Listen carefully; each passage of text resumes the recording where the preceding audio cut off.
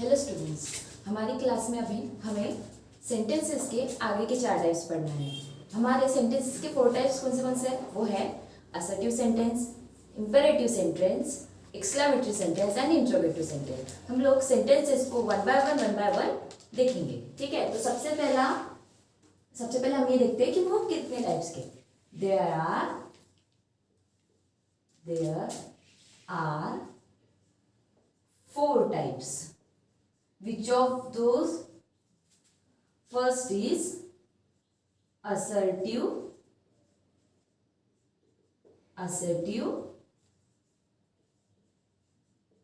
sentence.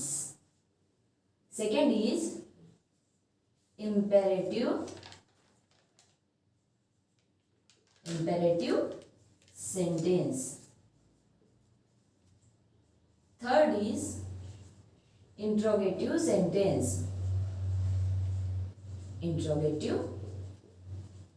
sentence. And last is exclamatory sentence.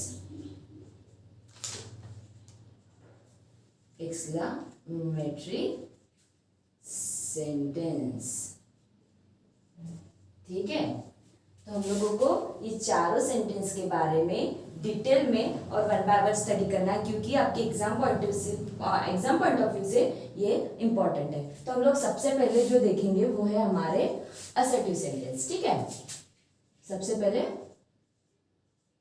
Assertive sentence क्या है और सेंटेंस में किस तरह से यूज होते हैं वो हमें देखना है। हाँ, और एक और बात, असर्टिव सेंटेंसेस को हम डिक्लेरेटिव सेंटेंस भी कहते हैं। It is also called declarative sentence.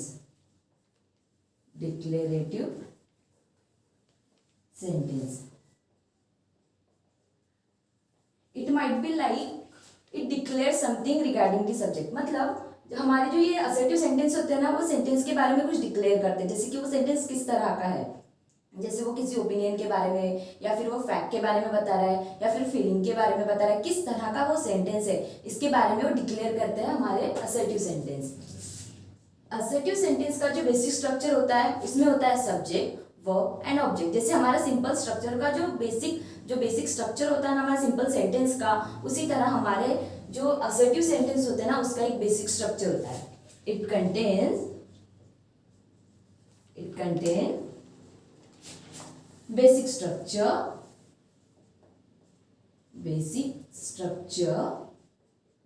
क्या है? बेसिक स्ट्रक्चर जिसमें subject plus verb plus object, ये हुआ हमारा असर्टिव सेंटेंस का बेसिक स्ट्रक्चर।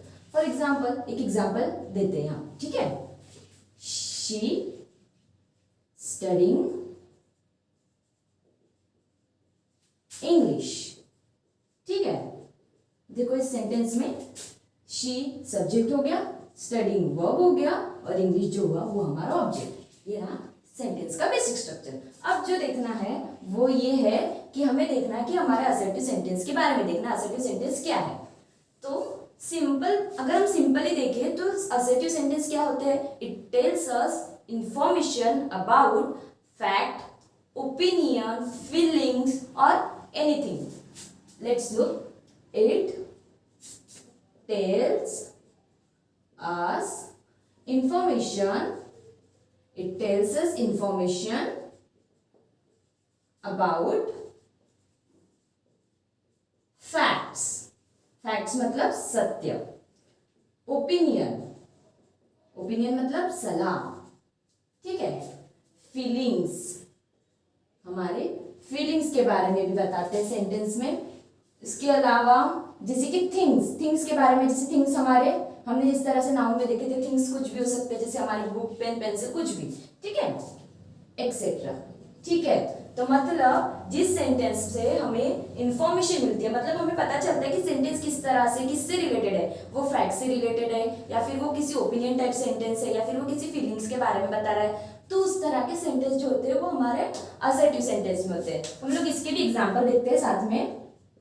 हम सेंटेंस के साथ एग्जांपल इसलिए दे रहे हैं क्या, ताकि आपको ये जो सेंटेंस हमने लिखा है ना वो क्लेरिफाई हो सके कि ये सेंटेंस किस तरह का है और वो सेंटेंस मतलब ये सेंटेंस का मीनिंग क्या है एक्चुअल में। तो अगर हम सेंटेंस के साथ एग्जांपल देखेंगे तो सेंटेंस और ज्यादा क्लियर हो जाएगा।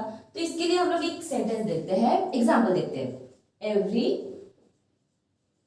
Every children must respect their parents.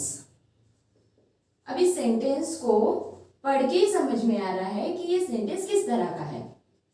Every children must respect their parents, मतलब सभी बच्चों को अपने पेरेंट्स की रिस्पेक्ट करनी चाहिए। तो ये किस तरह का सेंटेंस होगा? ऑब्वियसली ये ओपिनियन टाइप सेंटेंस है, मतलब हम किसी को सलाह दे रहे हैं कि हर बच्चों को अपने पेरेंट्स की रिस्पेक्ट करनी चाहिए। तो ये जो सेंटेंस हुआ हमारा, ये ओपिनियन टाइप सेंटेंस हुआ जो हमारे असर्टिव सेंटेंस को डिस्क्राइब कर रहा है। उसके बाद और एक एग्जाम्पल देखते हैं। I like books. I like books मतलब यहाँ पे हमारी पसंद के बारे में बताया, पसंद के बारे में बताया मतलब हमारी फीलिंग के बारे में बताया कि आई लाइक बुक्स मतलब मुझे बुक्स पसंद है। और एक सेंटेंस देखते हैं हमारे फैक्ट के लिए, मतलब सत्य बताने वाला। कैसे सत्य बोले तो जो ट्रुथ है, जैसे कि हम लोग हमारे लेग से चलते हैं, हमारे माइंड का यूज करते हैं, हमारे आंखों से देखते हैं, और जैसे कि हम ये भी कह सकते हैं कि जो ताजमहल है वो आगरा में। ये जो सेंटेंसेस है ना, ये हमारे फैक्ट से रिलेटेड है, मतलब फैक्ट के जो सत्य बातें हैं उसे डिक्लेयर करते हैं। जिस तरह से हम लोग देखते हैं, we walking with the help of legs. ठीक है, मतलब हम हमारे पैरों की मदद से चलते, ये तो सत्य बात है। तो देखो हमने क्या क्या देखा असर्टिव सेंटेंस में, हमने ये देखा कि असर्टिव सेंटेंस को हम डिक्लेरेटिव सेंटेंस भी कहते हैं। अगर इनकेस आपको एग्जाम में असर्टिव सेंटेंस ने डिक्लेरेटिव सेंटेंस पूछा तो आप ये नहीं सोचना कि हमें तो पढ़ाया ही नहीं, हमें तो डिक्लेरेटिव सेंटेंस के बारे में कुछ पता ही नहीं। असर्टिव सेंटेंस को हम डिक्लेरेटिव सेंटेंस भी बोलते हैं, मतलब वो सेंटेंस के बारे में कुछ डिक्लेयर कर रहा है कि वो सेंटेंस किस तरह का है। दूसरी बात हमने ये देखी कि इट कंटेन्स बेसिक स्ट्रक्चर, मतलब उसका बेसिक स्ट्रक्चर क्या है, उसमें सब्जेक्ट भी है, वर्ब भी है और ऑब्जेक्ट भी है। हमने इसका बेसिक स्ट्रक्चर क्यों देखा वो आपको आगे भी समझ में आएगा कि इसको बेसिक स्ट्रक्चर के बारे में हमने यहाँ पे क्यों पढ़ा या फिर ये पॉइंट हमने क्यों लिया। उसके बाद इसका तीसरा पॉइंट ये है कि ये जो है हमारे इंपेरेटिव सेंटेंस जो होता है ना, वो हमें इंफॉर्मेशन देते हैं हमारे सेंटेंस के बारे में। अब जब आप सेंटेंस रीड करते हो ना, तो सेंटेंस को केयरफुली रीड करना। सेंटेंस में जो हम वर्ड यूज करते हैं ना, उसी वर्ड से हमें समझ में आता है कि हमारा वो जो सेंटेंस है वो किस तरह का या फिर वो किससे रिलेटेड बता रहा है हमारा सेंटेंस। जैसे अब हम इस तीनों सेंटेंस को देख के बता सकते हैं। अब हम इस सेंटेंस को बोलोगे क्या कि ओपिनियन टाइप सेंटेंस है, ये कहीं से भी आपको ओपिनियन टाइप सेंटेंस लग रहा है क्या? नहीं ना। या फिर इस सेंटेंस को देखिए, ये आपको फैक्ट से रिलेटेड सेंटेंस लग रहा है? नहीं। हम सेंटेंस को पढ़ के ही समझ सकते हैं कि वो सेंटेंस ओपिनियन टाइप है, वो फैक्ट बता रहा है या फिर वो हमारे फीलिंग से रिलेटेड है। तो एक और बात हो गई ये इंपेरेटिव सेंटेंस के बारे में।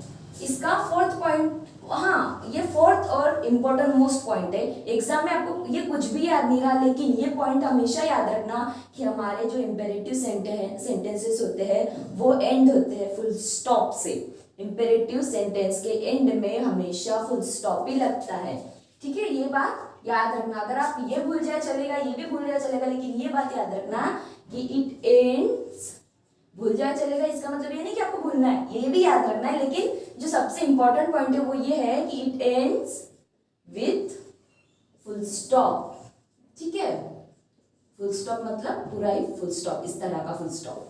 ठीक है, मतलब हमारे जो असर्टिव सेंटेंस होते हैं ये जो होते हैं ना, इनके सेंटेंस के एंड में हमेशा फुल स्टॉप लगता है, क्योंकि हमें आगे भी देखना है। जैसे इंट्रोगेटिव सेंटेंस है उसमें क्वेश्चन मार्क लगता है, एक्सक्लेमेटरी सेंटेंस में एक्सक्लेमेशन मार्क लगता है। तो लेकिन हमारे जो असर्टिव सेंटेंस है उसमें हमेशा फुल स्टॉप लगता है। जैसे हम लोग सेंटेंस लिखते हैं ना, तो सेंटेंस के एंडिंग में हम लोग फुल स्टॉप देते हैं। अब हर सेंटेंस इंपेरेटिव हो और उसके पीछे फुल स्टॉप लगे ऐसा भी नहीं है, लेकिन हर असर्टिव सेंटेंस में फुल स्टॉप होता ही है।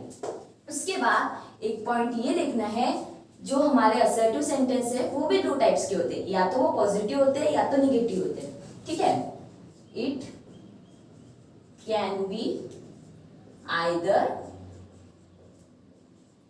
बी आइदर पॉजिटिव और निगेटिव। अभी ये देखना है कि ये पॉजिटिव क्या है और नेगेटिव क्या है। इंपेरेटिव सेंटेंस में पॉजिटिव का क्या मतलब है और नेगेटिव का क्या मतलब है। तो सबसे पहले देखते हैं पॉजिटिव के बारे में। ठीक है, पॉजिटिव हाँ, एक और बात, हम पॉजिटिव सेंटेंस को ना अफर्मेटिव सेंटेंस भी बोलते हैं, ठीक है। अफर्मेटिव सेंटेंस, अगर आपको सेंटेंस में अफर्मेटिव आया तो समझना कि वो पॉजिटिव सेंटेंस के बारे में बात कर रहा है, ठीक है। तो ये देखना है कि अफर्मेटिव सेंटेंस यानी पॉजिटिव सेंटेंस क्या होते हैं। हमारे जो पॉजिटिव सेंटेंस है ना, वो हमारे सेंटेंस को एक पॉजिटिव सेंस देते हैं। मतलब उसमें किसी तरह के जैसे नो, नहीं, इस तरह के नॉट, डिड नॉट, डिडंट, या फिर नोबडी, नथिंग, मतलब नहीं से रिलेटेड, मतलब नेगेटिव बातों से रिलेटेड वर्ड इसमें होते ही नहीं हमारे पॉजिटिव सेंटेंस में। और दूसरी बात ये याद रखना कि जैसे हमारा हमने एडजेक्टिव देखे थे हमारे पार्ट्स ऑफ स्पीच में। एडजेक्टिव किस तरह का था? एडजेक्टिव का काम क्या था? वो किसी जैसे नाउन को या फिर प्रोनाउन को डिस्क्राइब करता था। उसी तरह से हमारे जो पॉजिटिव सेंटेंसेस होते हैं ना, वो डिस्क्राइब करते हैं किसी एनी सेंटेंस या फिर एनी वर्ड को या फिर एनीथिंग। इट डिस्क्राइब्स एनीथिंग, ठीक है। या फिर इट डिस्क्राइब, हम लोग ऐसे भी कह सकते हैं, इट डिस्क्राइब समथिंग। तो पॉजिटिव क्या होता है? It make a positive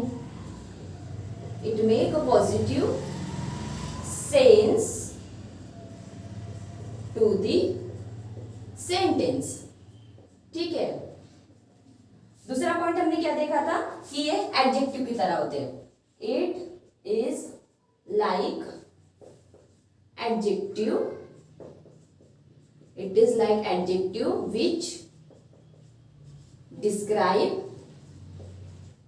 describe something, ठीक है। मतलब वो एडजेक्टिव हमारे जैसे किसी नाउन को, प्रोनाउन को डिस्क्राइब कर सकते हैं, उसी तरह से जो हमारे पॉजिटिव सेंटेंस जो होते हैं वो भी किसी ना किसी को डिस्क्राइब करते हैं। हाँ, और एक और बात, इट डज नॉट कंटेन, हमने अभी तक क्या देखा था? इट कंटेन मतलब सेंटेंस में होता है, लेकिन सेंटेंस में क्या, इस पॉजिटिव सेंटेंस में क्या नहीं होता वो याद रखना। It does not contain words, it does not contain words like no, not, nothing,